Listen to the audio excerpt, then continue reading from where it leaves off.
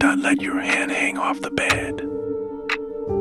They say monsters aren't real, that the things we fear in the dark are just shadows playing tricks on our minds. But what if we're wrong? What if the reason we're told to keep our hands and feet on the bed is because something is waiting for us to forget? Tonight, let me tell you a story about a boy named Thomas and the thing under his bed.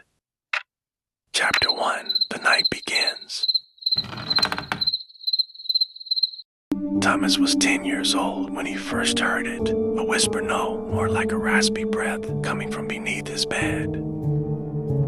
It happened only at night when the lights were out and the house was silent. At first, he thought it was his imagination, maybe just the old wooden frame settling. But then the whisper spoke. Thomas, are you awake? His breath hitched. He pulled the blanket over his head, heart pounding. He didn't answer. He didn't move. He just listened. And then silence. The next morning, he told his parents. They laughed, told him it was a bad dream, but Daniel knew better. He knew something was there, watching, waiting. Chapter 2, The Test.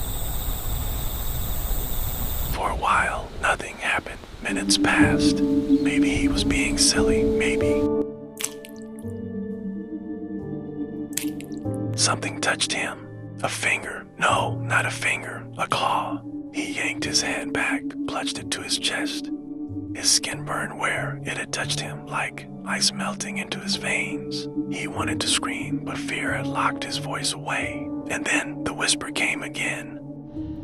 You are so warm. I wonder what the rest of you feels like. Chapter 3, The Game Begins.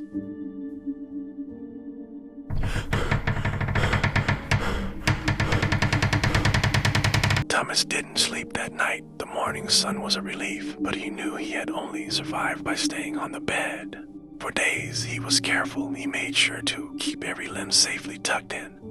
But the monster, it was patient. One night, exhaustion got the better of him.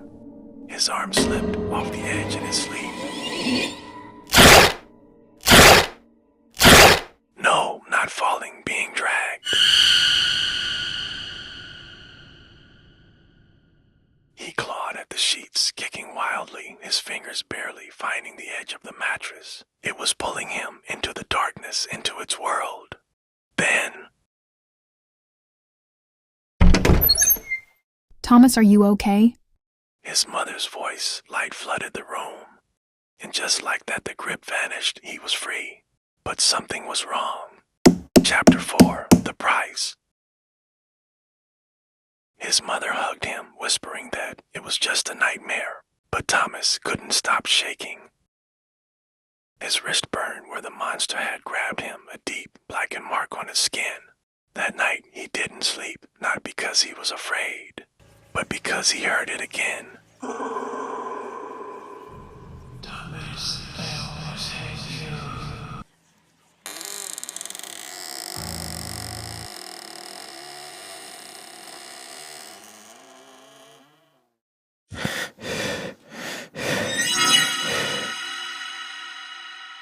They say monsters aren't real, that they only exist in the dark corners of our minds.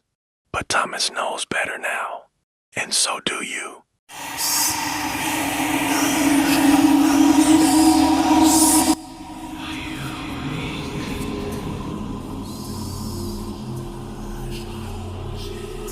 Thanks for watching. Like and subscribe, or monster will come under your bed.